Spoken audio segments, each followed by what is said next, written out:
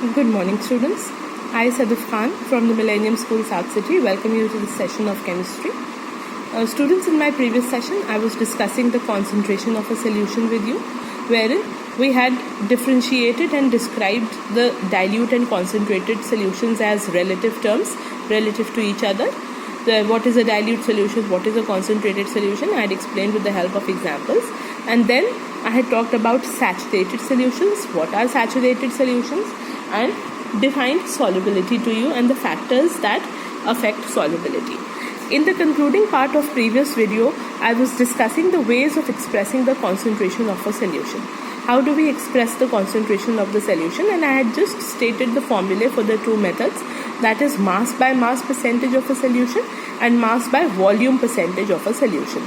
And where I had stated these two formulae, students, please remember that you need to learn up these formulae to solve the numericals if given any on these two concepts.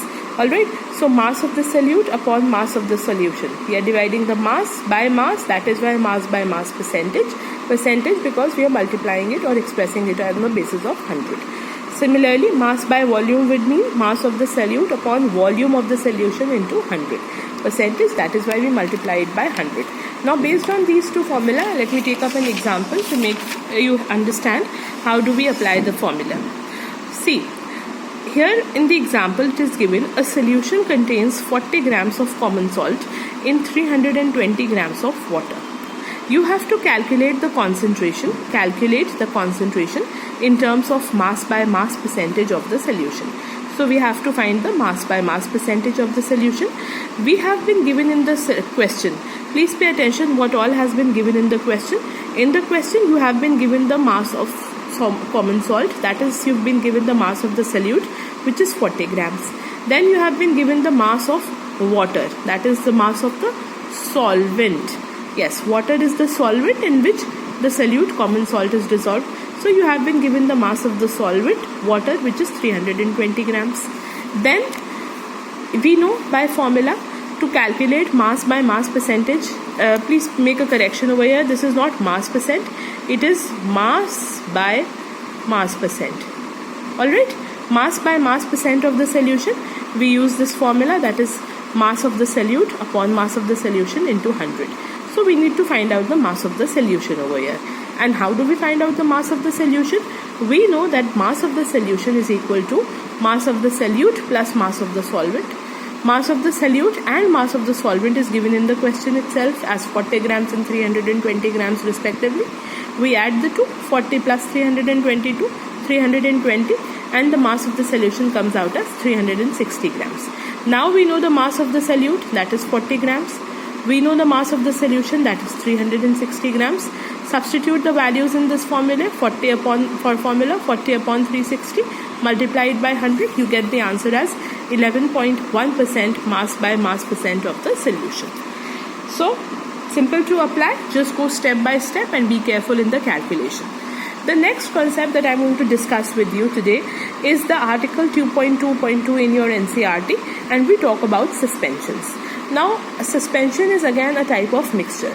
Students, let me just recall for you that a mixture, when two or more substances are mixed roughly, a mixture is of two types, a homogeneous mixture and a heterogeneous mixture. As I told you in the previous video also, a homogeneous mixture is a uniform mixture. It has a uniform composition, whereas a heterogeneous mixture has a non-uniform composition. That is, the components are not mixed thoroughly and uniformly throughout the bulk of the solution. So, up till now we were talking about a true solution. A solution in which a solute is dissolved in a solvent completely. We do not see the solute particles, we cannot separate it by filtration, it does not scatter light. These were the properties of the true solution, and true solution is an example of a homogeneous mixture. Now here if I talk of suspension, please pay attention to the definition, which you need to learn it also. It is a heterogeneous mixture, means it is a non-uniform mixture in which the solute particles do not dissolve. They do not dissolve like they did in true solution, but in this they do not dissolve but remain suspended. They remain suspended, that is, they just keep suspended to be in a hang state. They remain suspended throughout the bulk of the medium. Because they remain suspended throughout the bulk of the medium, hence the name suspension. Alright, a very very common example if I'll state, then suddenly you can just visualize how a suspension looks like. You can just take a transparent glass of water and add some mud to it. When you add some mud to it, what do you observe? The water turns brownish in color.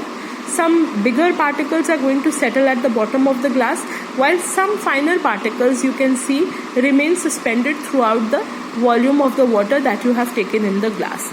That is an example of a suspension. Add clay to it, add clay to water, again a suspension would be formed. You just take a chalk stick, crush it, add to water. You'll see that the water turns whitish or milky in color, but still you can see the particles of chalk suspended throughout the bulk of the solution. So these are the proper examples of suspensions, and the major characteristic of suspension is that the particles do not dissolve, and remain suspended throughout the bulk of the medium. Now I come to the properties. We've already listed most of them in the definition. We know that suspension is a heterogeneous mixture. It is a non-uniform mixture. The particles do not dissolve completely and they remain suspended. Particles of the suspension can be seen with the naked eye. If you have added mud to water and you see it for some time, then you can see the particles suspended in the bulk with your naked eye. You need not have a magnifying glass or a microscope to view the particles. They do not scatter the beam of light and make its path visible. Now this phenomenon of scattering the beam of light and making its path visible, please note over here, is known as Tyndall effect. Tyndall, Tyndall, Tyndall effect. Alright, it's a very simple or a common observation if you've made, like if you've been to a theater or an auditorium and you see a projector throwing a beam of light from the window. If you look at that beam of light, you can see the particles of the dust going to and fro across that beam of light, making the path of the beam of light visible. That effect is known as Tyndall effect, and the particles of a suspension can scatter the beam of light because it has particles large enough on which the light will pass through, and it makes its path visible. Now particles settle down if left undisturbed. If you have added mud to water and you leave it for some time, you will see that, and leave it undisturbed, that without stirring it, without shaking it, you just leave it for some time, then you will observe that the particles settle down at the bottom of the glass, which means that a suspension is unstable, unlike a true solution which is stable. Let me explain it to you. Take a teaspoon of sugar and mix it in water. Alright, the sugar will dissolve completely and the water becomes transparent, and even if you leave it for hours, you will not see sugar settling at the bottom of the glass, which means once dissolved it makes a uniform mixture which is stable. But in case of a suspension, if you leave the glass of muddy water undisturbed, you will see all the particles settle down after some time, which means that the mixture of this mud with water was an unstable one, and that is why the particles settled at the bottom. You can separate, it can be separated by filtration. Sometimes the water is dirty, it contains sand, it contains mud particles. What we do is we can simply use a filter paper and filter it, or we use water filters that are at home also are used for the same purpose.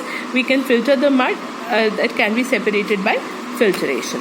So these are the properties of the suspension, where it is a heterogeneous mixture and all the properties summed up over here.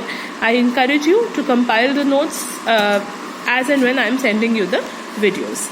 The last concept that I am going to discuss today is article 2.2.3 in your NCERT, and I am going to talk about colloidal solutions, or the colloids, which is the third type of mixture or solution that you are going to talk about in this chapter.